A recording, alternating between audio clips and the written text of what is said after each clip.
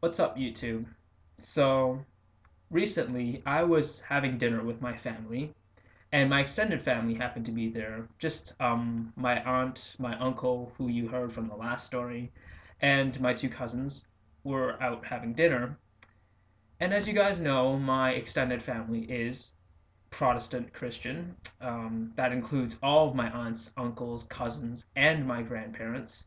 But what I haven't told you guys is that my family, being my mother, my father, and my sibling, all haven't taken a very clear position. We've all gone to church at one point in time, but only I have come out as an outspoken atheist. Um, so, at any rate, they often, to honestly my discomfort, try and talk about religion a lot.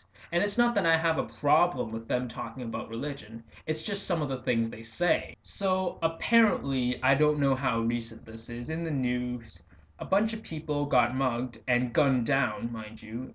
They all died except for this one kid who got shot in the head and still lived. And you hear stories like this a lot. You hear claims of miraculous occurrences like this all the time from the religious.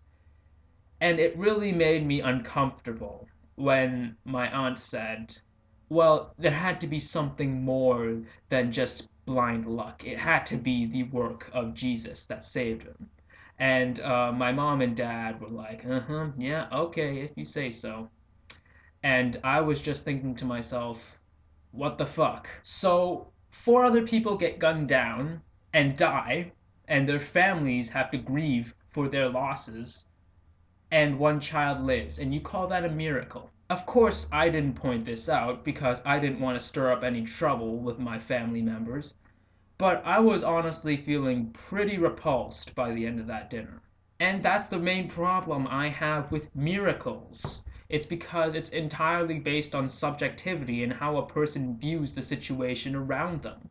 If I really could, I could find something great about every terrible situation and try and justify it in one way or another.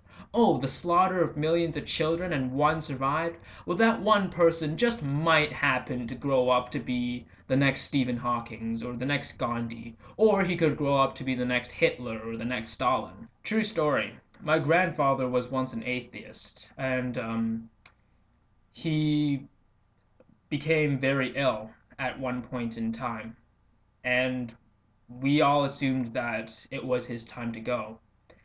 And honestly, medicine worked its miracles, and after quite a few months of therapy, he got better. And it was around this time that he became a Christian, and he got baptized. And he said, God saved me. It was God who helped me go through that process. At the time I was a kid, I was a Christian, at least someone who believed in Christian doctrines still, and I didn't question that. I really didn't. I thought it was wonderful that God had saved my grandfather, and I don't know what I could have done if my grandfather had not been with me today. But I'm older now, and I have a greater sense of understanding than I did when I was a kid.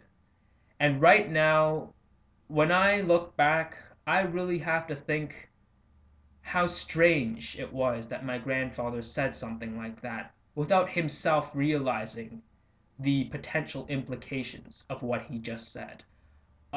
What do you mean God saved you? Why did he save you and not anyone else? Are you necessarily a better Christian than anybody else? Well, no, you were an atheist, weren't you? So why did he save you and not the millions of Christians that are dying in more painful and agonizing ways than you can ever comprehend? And not only is believing in miracles, in my opinion, irrational because you have no proof to suggest that they exist, but it's misanthropic, it's morally reprehensible, self righteous, and arrogant to the extreme. And Christians often accuse atheists of being the arrogant ones. I call hypocrisy, and I call them back on that. And here's my understanding of why. It's because you think that God helps you. God is the guide that you have that saves you from your eczema or makes your life happier by helping Tim Tebow win a fucking football game.